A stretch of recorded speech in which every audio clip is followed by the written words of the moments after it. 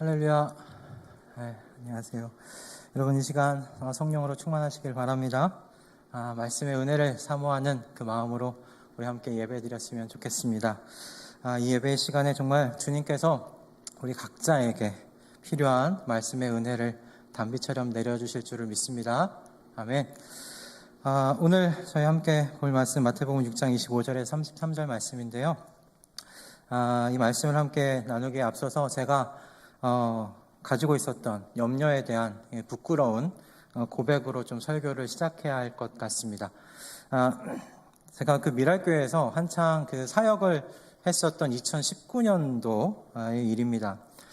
그 해에는 여러분도 기억하실런지 모르겠지만 북한의 그 탄도미사일 그 실험이 굉장히 많았었던 한 해였습니다.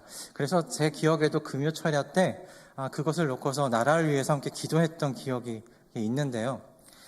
그때 8월인가요? 8월에 한 달에 무려 5번이나 미사일 발사가 있으면서 이 전쟁에 대한 소문이 정말 구체적으로 나왔던 때였지요. 전쟁에 대한 그 예언도 이렇게 돌아다녔던 때였습니다.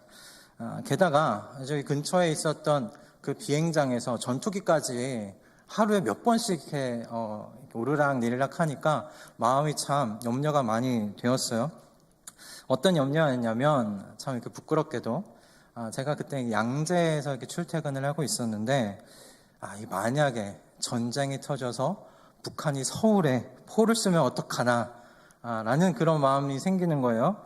북한이 서울에 전술핵이라도 그렇게 터뜨리면 어떡하나, 내가 다시 내 아내와 자녀가 있는 서울까지 가는데 얼마나 걸릴까, 그런 염려가 제 마음 가운데서 이렇게 스물스물 올라오는 겁니다. 꼬리에 꼬리를 물면서 염려의 생각들이 계속 나오는데 점점 자리에 앉아있는데 너무 불안한 거예요. 그래서 제자리에 가만히 앉아서 기도했던 기억이 납니다. 이런 염려의 생각들을 좀 몰아주십시오. 이 불안해 뛰는 이 가슴을 좀 진정시켜 주세요, 하나님. 그렇게 좀 사무실 책상에 앉아서 기도했었습니다. 하나님께서 이 덩치는 크지만 이 새 같은 작은 믿음을 가진 저에게 은혜를 베푸셔서 그 기도하고 바로 또 요동치던 제 감정의 파도가 가라앉았었던 그런 경험들이 있습니다. 여러분, 근데 그 이후에 제가 염려 없이 잘 살았을까요? 염려 없이 잘 못 살았을 거라 확신을 하시는 것이죠. 네. 코로나로 인해서 혼란스러운 세상 속에서 저 또한 염려 끊이지 않고 가지고 염려 속에서 살았습니다. 그런데 뭐 꼭 이 코로나와 요즘 우리 다들 아시듯이 우크라이나 전쟁 때문에 있는 그 여러 가지 이슈들, 그 어려움들, 뭐 그런 것들 때문에 염려가 많아졌다라고만 또 이야기할 수 없는 것 같아요. 왜냐하면 사람의 인생을 좀 생각해 보니 사람의 인생이 염려를 가지고 사는 인생이더라고요. 10대 때는 대학 문제 때문에 염려하고, 20대 때는 취업 문제 때문에 염려하고, 30대 때는 결혼과 비싼 주거비 때문에 염려하고, 40대 때는 자녀 교육 때문에 염려하고, 50대, 60대가 되면 자녀 또 결혼시키는 문제, 그리고 노후 문제, 이런 것들이 있더라고요. 이 사는 것이 염려를 안고 사는 거구나 라는 그런 생각을 해보게 됐습니다. 하지만 여러분, 염려라는 것이 꼭 다 나쁜 것만은 아닙니다. 염려 중에는 건강한 염려 그리고 나쁜 염려 이렇게 나뉠 수가 있어요. 여러분, 건강한 염려는 뭘까요? 예를 들면 이런 것이겠죠.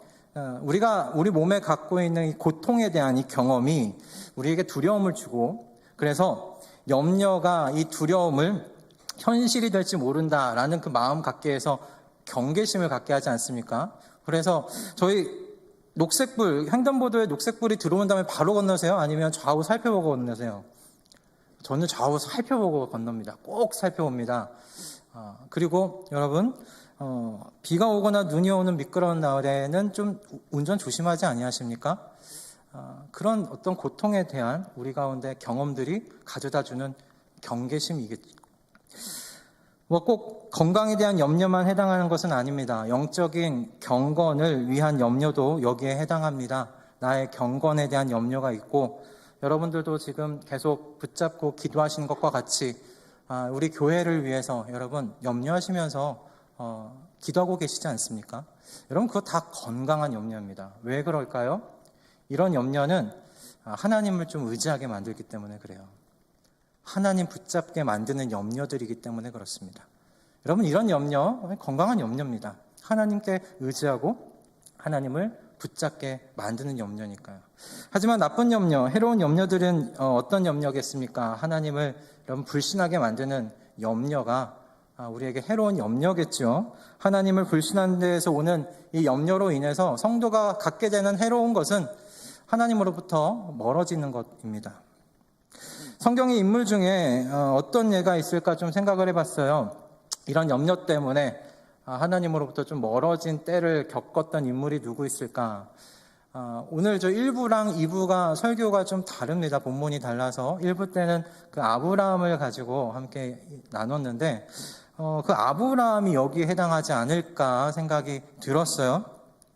아브라함은 하나님을 신뢰함으로 어디를 떠났습니까? 친척과 아비집을 떠났습니다. 그때 여러분 그는 어디를 향해서 가야 할지 모르는 상황이었어요. 근데 여러분 그걸 한번 성경을 살펴보십시오. 아브라함이 염려를 했다라는 뉘앙스가 말씀 속에서 발견되는지 말입니다. 여러분 아브라함이 어디를 갈지 모르면서 그가 자신의 고향을 떠났음에도 불구하고 여러분 아브라함 염려하지 않았습니다. 담대히 나아갔습니다. 그런데 아브라함이요 하나님이 후손을 주시겠다고 하셨던 그 약속에 대한 여러분 신뢰가 약해지니까 그가 선택했던 방법이 무엇입니까? 아내의 뜻을 따라서 여종 하갈을 맞아들이는 것이죠. 그리고 이스마엘을 낳게 되었습니다. 여러분 이처럼 하나님을 여러분 불신하게 되면 성도는 뭘 찾게 되냐면 세상적인 방법을 좀 찾게 됩니다. 세상적으로 이 문제를 어떻게 해결해 볼 수 있을까? 세상적인 방법을 모색하게 됩니다. 그 결과가 무엇이냐면 선하고 가치 있는 것들에 집중할 수가 없어요. 그래서 여러분 가지지 않아도 될 염려를 갖게 되는 겁니다.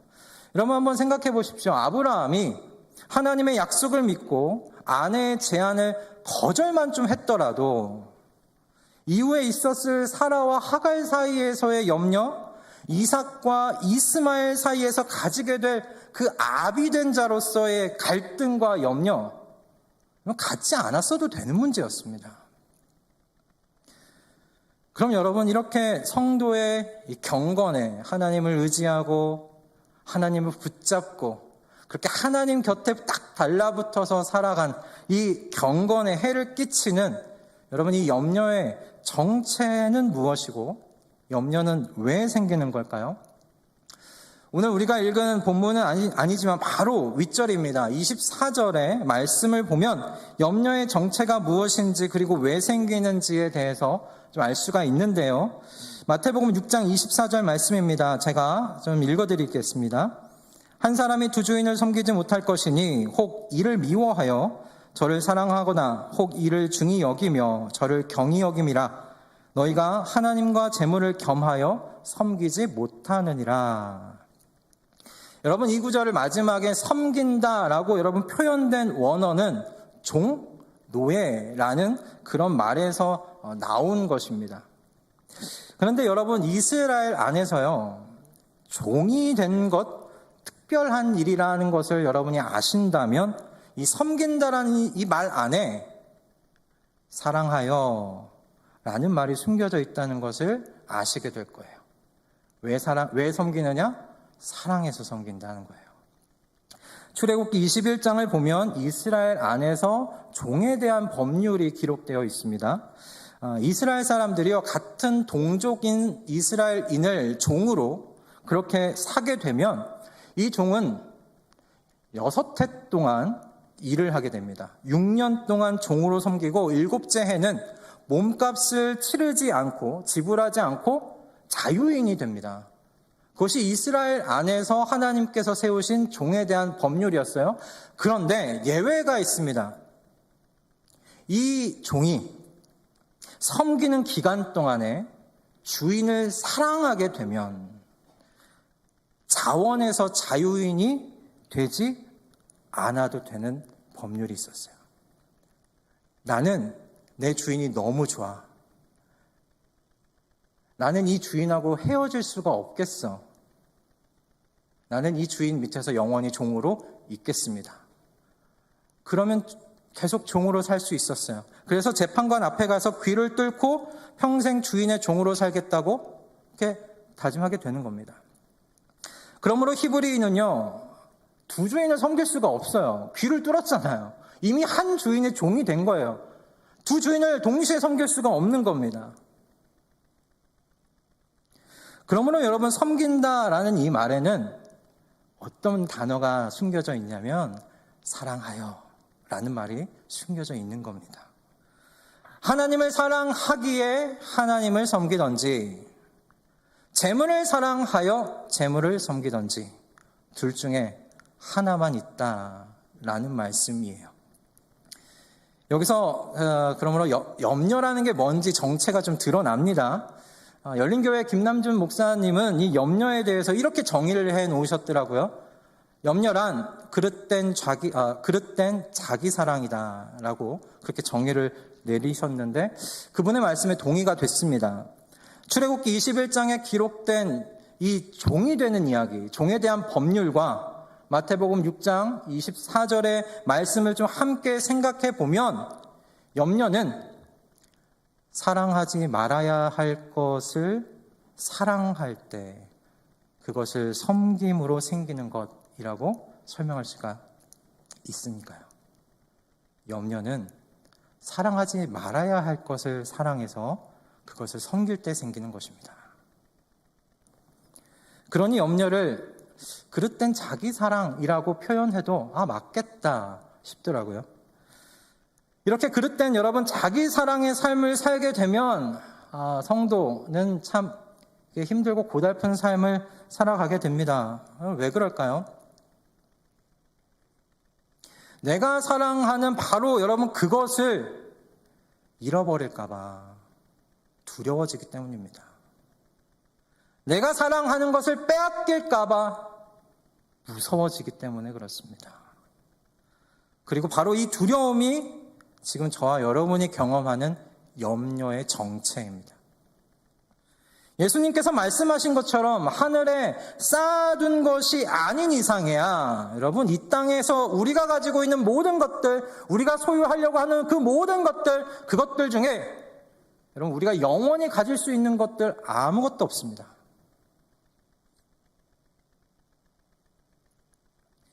언제고 사라지거나 언제고 빼앗기거나 언제고 잃어버릴 수 있는 것들입니다. 그렇기에 여러분 그릇된 자기 사랑의 삶은요 끊임없는 불안과 염려로 우리를 이끌고 가게 됩니다. 여러분 생각해 보세요. 이런 삶이 얼마나 고달픈 삶입니까? 얼마나 이게 애처로운 삶입니까? 내가 가지고 있는 것을 언제고 잃어버릴까 봐, 빼앗길까 봐 전전긍긍하면서 살아가는 삶, 애처롭지 않습니까? 여러분 그래서 주님께서 염려하지 말라고, 염려의 삶을 살지 말라고 말씀하시는 거예요.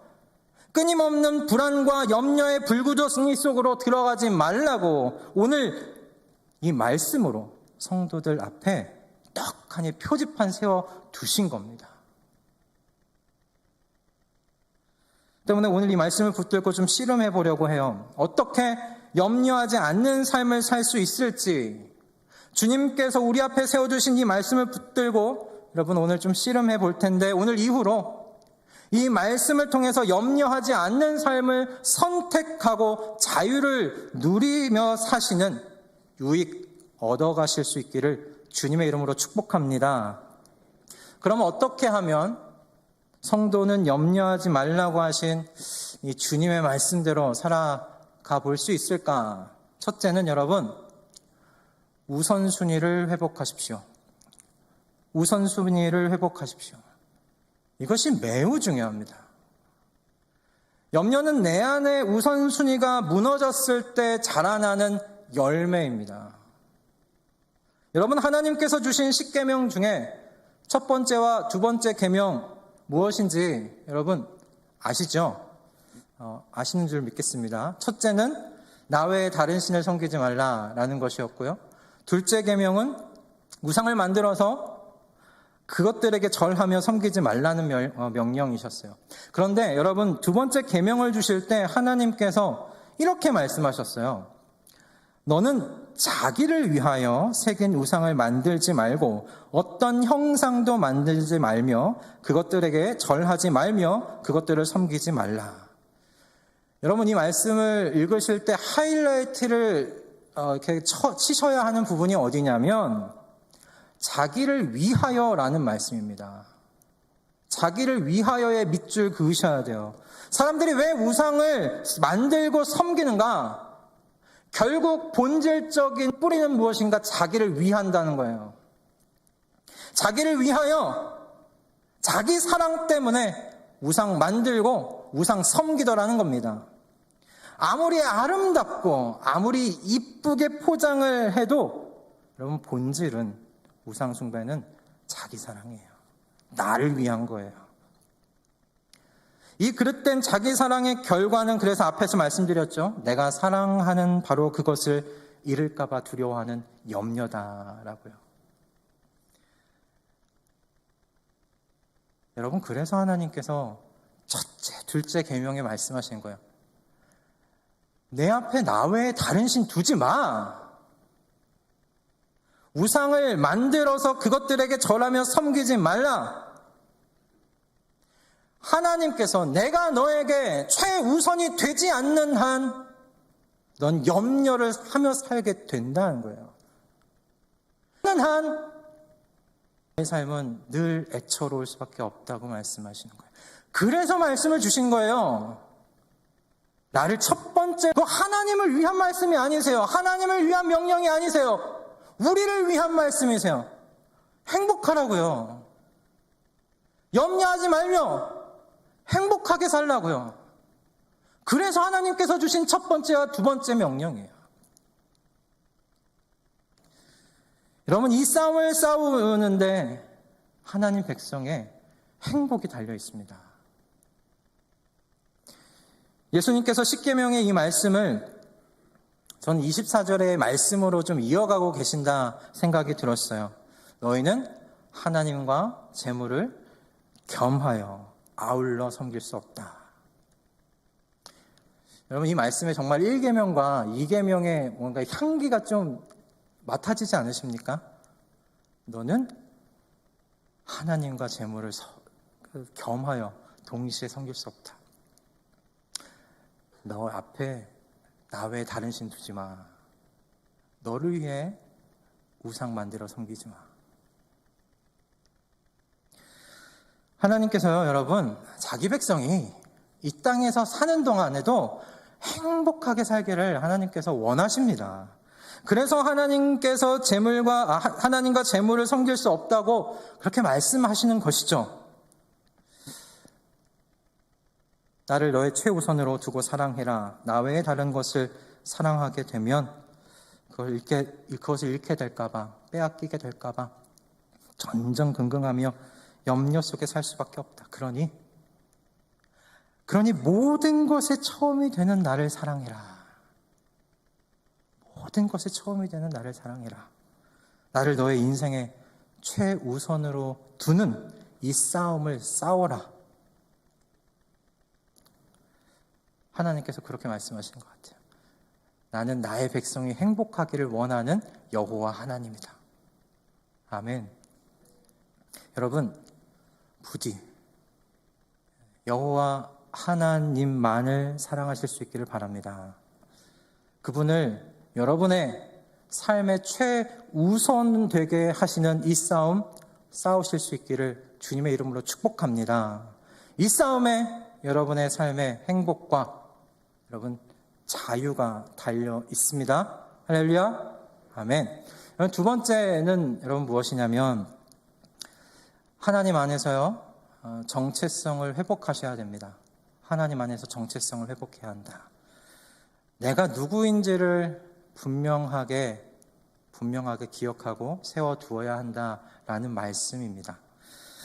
오늘날 우리는 내가 누구인지를 잊고 사는 세대 같다라는 생각을 해봤어요. 왜냐하면 오늘 세대가 내가 누구인지는 생각하려고 하지 않은 채 내가 무엇을 소유하고 있는지로 나를 내세우고 나를 설명하는 세대 같아서 그렇습니다. 내가 누구인지에 대한 관심보다 내가 무엇을 가지고 있는 사람인지, 내가 무엇을 소유하고 있는 사람인지로 나를 내세우고 나를 설명하려는 그 시대를 우리가 지금 살아가고 있지 않는가라는 거예요. 그리고 저 또한 사실 이런 세대의 영향 아래에서 살아가고 있다는 걸 언제 깨닫게 되었느냐면 저도 제 자신을 사람들 앞에 소개해야 할 때 나도 이 시대 앞에서 자유롭지 못했구나라는 것을 깨달았었습니다. 저는 우리나라 천안에 있는 순천향대학교를 나왔습니다.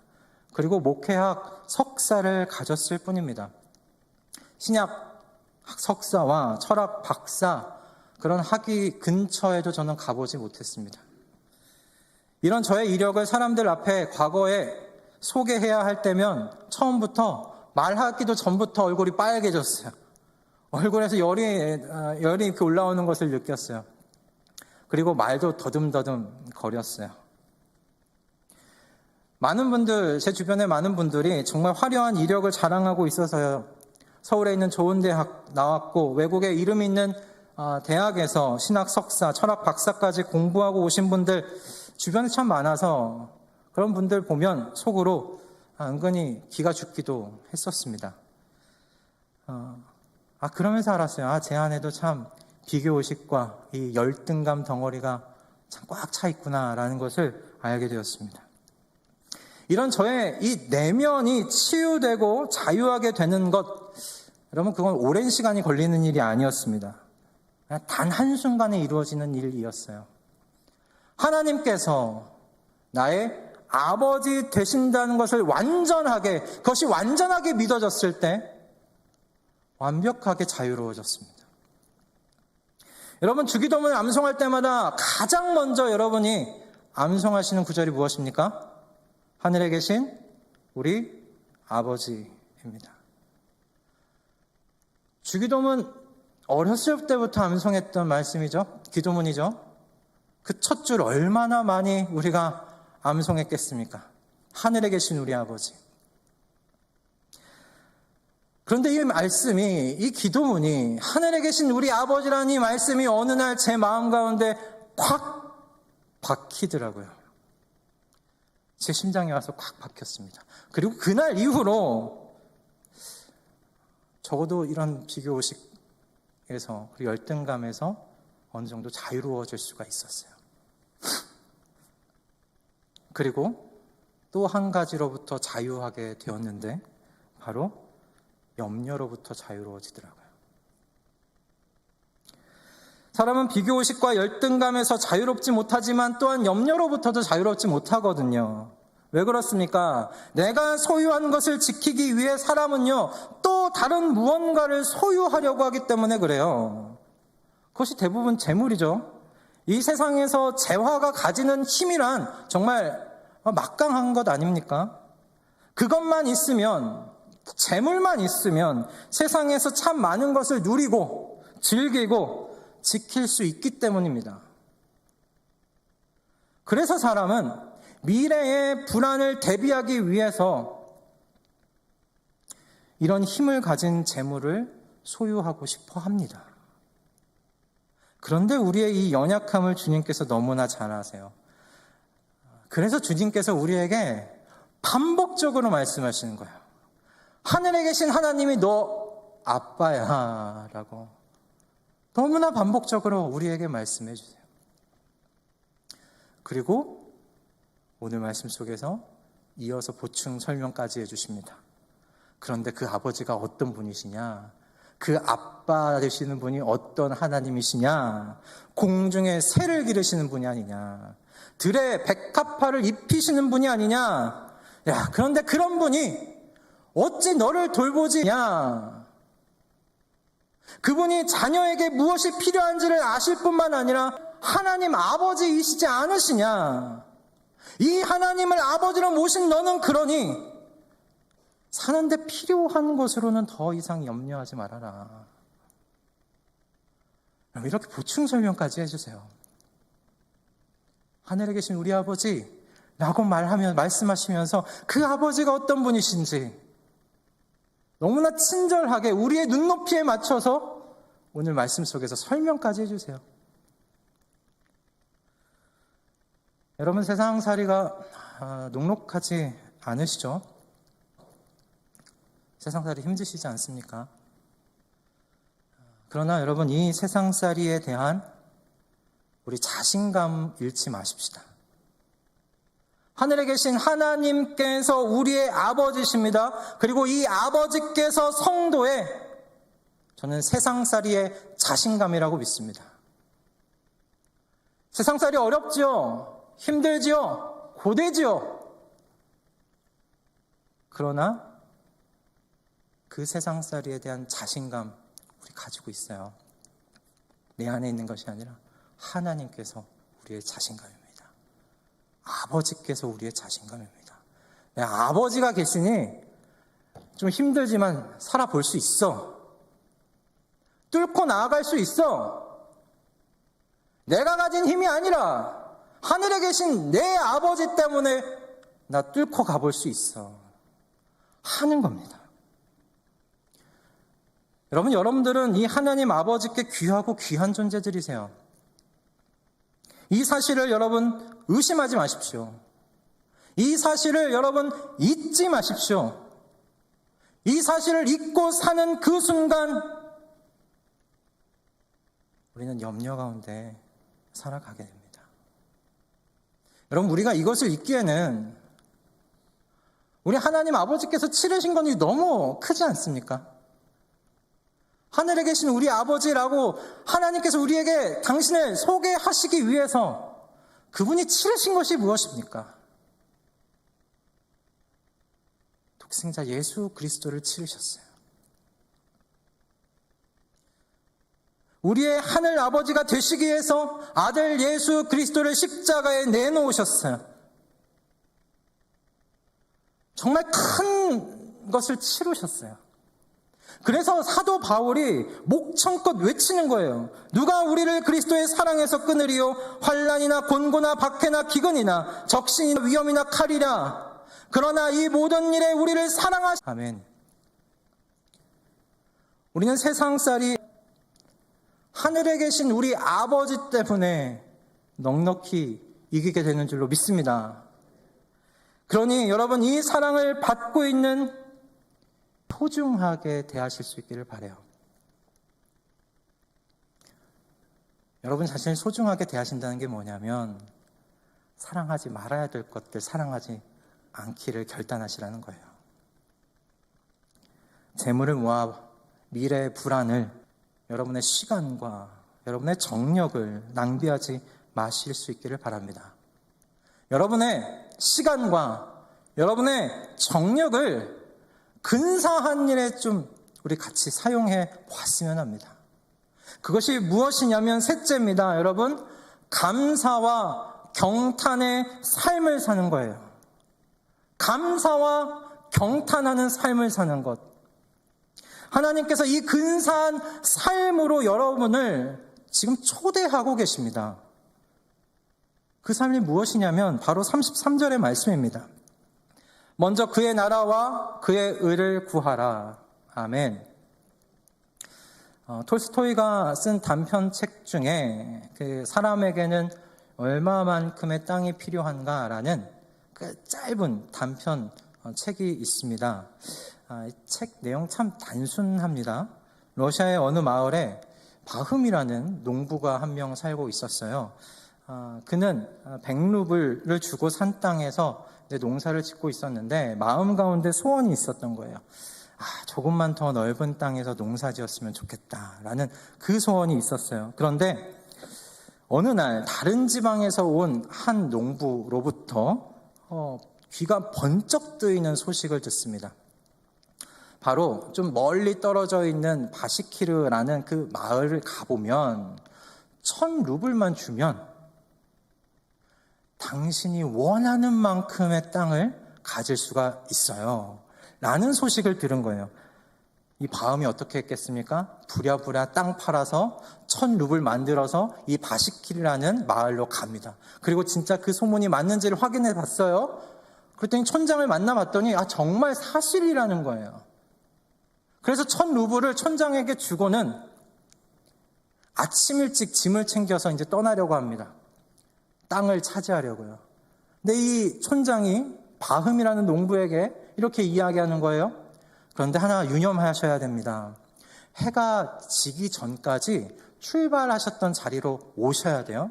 그렇지 않으면 당신이 차지하려고 하는 땅, 당신 것이 될 수 없고, 그리고 1000루블도 돌려드릴 수 없습니다. 이 바음이라는 농부가 어떻게 했을까요? 신나게 넓은 땅 차지하려고 돌아다녔습니다. 이 땅 내 거야 하고 다 자기 표시를 하면서 다녔어요. 근데 신나게 다니다 보니까 어느덧 해가 뉘엿뉘엿 지는 거예요. 잘못하면 이거 땅 못 갖겠구나 싶어서 이제 출발 지점으로 막 부랴부랴 뛰어갔습니다. 그런데 너무 급하게 온 나머지 이 바음이란 농부가 촌장 앞에서 피를 토하며 죽게 되었어요. 이 바음이란 농부 옆에 있었던 하인이 이 농부를 땅에 묻는 것으로 이야기는 끝납니다. 그리고 그 이야기 마지막에 이렇게 해설이 되어 있어요. 농부가 차지할 수 있었던 땅은 그가 묻힌 3아르신 2m 크기만큼이었다. 이 이야기는 바음이란 농부가 가지고 있었던 이 욕심이 자기 자신을 죽게 만들었던 원인이라는 것을 이렇게 가르치는, 교훈하는 이야기인데, 저는 이 이야기 속 바음의 모습이 마치 더 많은 것을 소유하기 위해서 살아가는 현대인들의 모습 같았어요. 더 많은 것을 소유하기 위해서. 이것으로는 안 돼. 난 더 필요해. 난 더 필요해. 난 더 필요해. 그렇게 평생을 소유를 목적으로 살다가 2m 크기의 땅에 묻히는 것이 오늘날 사람들의 모습이 아닌가 싶더라는 거죠. 이거 얼마나 허탈하고 허무한 인생입니까? 여러분, 하나님께서 이 허탈하고 허무한 인생에서 저와 여러분을 건져주셨습니다. 먼저 그의 나라와 그의 의를 구하라. 여러분, 하나님께서요, 저와 여러분에게 소유의 삶에서 이제 소명의 삶으로 부르신 겁니다. 소유하는 것으로만 사는 게 아니라 먼저 그의 나라와 그의 의를 구하라. 소명의 삶을 우리에게 주시는 거예요. 하나님의 나라와 하나님의 의를 구하는 소명의 삶. 전 이 소명의 삶이 바로 감사하고 경탄하는 삶이다라고 말씀드리고 싶어요. 여러분, 성경에서 하나님의 나라는 그의 나라의 주인이신 하나님 아버지의 통치를 의미해요. 그런데 예수님께서 하나님 아버지가 어떤 분이라고 말씀하십니까? 하나님 아버지는요, 하나님의 자녀를 사랑으로 보살피시는 하나님이시라고. 그러니 여러분, 하나님 나라를 구하라는 이 말씀 뭡니까? 사랑으로 자녀를 보살피시는 이 하나님의 다스리심, 이 하나님의 통치하심, 이것을 너의 목적으로 삼아, 그걸 너의 사명으로 삼아 말씀하시는 거죠. 얼마나 감사합니까? 죄 속에서 평생을 더 모으고 더 가지기 위해서 아등바등 살았 그 죄인이 아등바등 샀던 그 죄인이 이제 어떤 사람으로 지금 바뀌었냐면 갈망하고 갈구하는 사람으로 바뀐 거예요. 어두운 데서 빛 가운데로 인도하신 하나님께 우리의 소명은 그래서 여러분 좀 감사하는 일이다 라고 생각해요. 그리고 경탄하는 일입니다. 저와 여러분을 어두움 가운데서 구원해내신 하나님의 이 구원의 의로우심 때문에 그래요. 그런 경험들 혹시 있지 않으십니까? 이렇게 쇳덩어리인 나를 구원해 주셨나?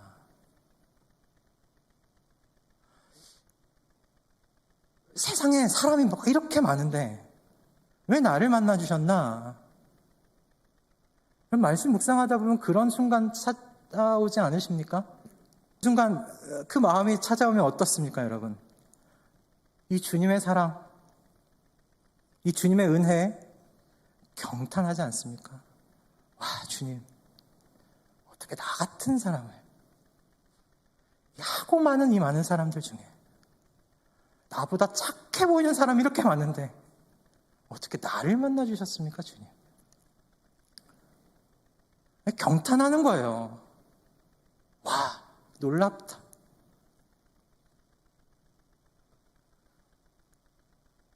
저는 이것이 우리 모두의 부르심이라고 했습니다. 감사하고 경탄하면서 사는 삶.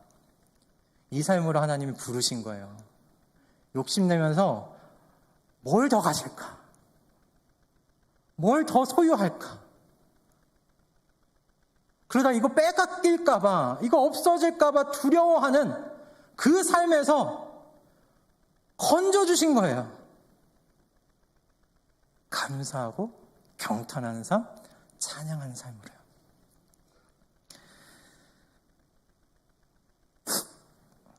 소유를 목적으로 사는 삶에서 감사와 경탄의 삶으로 부르신 하나님의 목적대로 여러분 근사하게 남은 여생을 우리 만들어 가시는 저와 여러분 다 되실 수 있기를 주님의 이름으로 축복합니다. 말씀을 정리하겠습니다. 얼마 전 민수기를 읽다가 저에게 이 말씀이 참 은혜가 되었어요. 매번 읽었던 말씀인데 하나님은 사람이 아니시니 시건치 않으시고 인자가 아니시니 후회가 없으시도다. 어찌 그 말씀하신 바를 행치 않으시며 하신 말씀을 실행치 아니하시랴. 아멘. 저는 하나님께서 인생이 아니시라는 이 말씀이 너무 위로가 됐어요. 제가 저를 봐도 사람은 믿을 게 못해요. 거짓말하고요. 그리고 결정했던 것들도 순식간에 바꿔요. 사람이 아니시라는 이 말씀이 참 그래서 그날따라 은혜가 되었습니다. 그리고 무엇보다도 여러분 이 하나님께서 주신 사람이 아니시라는 이 거짓말, 하나님께서는 사람이 아니시기 때문에 이 거짓말을 하실 수 없다는 것, 이것이 참, 그리고 그 하나님께서 영원하신 하나님이시라는 것, 이것이 너무 은혜가 됐어요. 거짓말 하실 수 없고 하셨던 말씀 뒤바꾸시지 않는 이 하나님이 영원하시구나. 오늘의 하나님뿐만 아니라 이 하나님이 내일의 하나님도 되시는구나. 이게 너무 은혜가 됐어요. 영원하신 하나님께서요, 영원히 저와 여러분에게 하신 약속을 지키십니다. 할렐루야. 오늘의 하나님께서 그래서 이 하나님께서 내일의 하나님이 되어 주십니다. 오늘 우리의 필요를 채워주신 하나님께서요, 내일의 필요를 채워주실 것입니다. 그러니 하나님께서 사는 문제 때문에 염려하지 말고 빛의 자녀답게 소유의 삶을 끝내고 소명의 삶, 감사와 하나님께서 하신 일을 경탄하는 삶을 살라고 말씀하시는 겁니다. 그것에 너의 시간과 너의 정력을 쓰라고 말씀하시는 겁니다. 여러분, 우리 모두가 부디 그와 같은 근사한 삶으로 우리 남은 삶을 아름답게 만들어 가실 수 있기를 주님의 이름으로 축복합니다. 기도하겠습니다. 주님, 염려하지 말라고 말씀하시는 주님의 명령에는 염려하지 않고 살 수 있도록 내가 다 준비해 놨다는 주님의 마음이 적혀 있습니다. 주님, 바라기는 평생을 소유를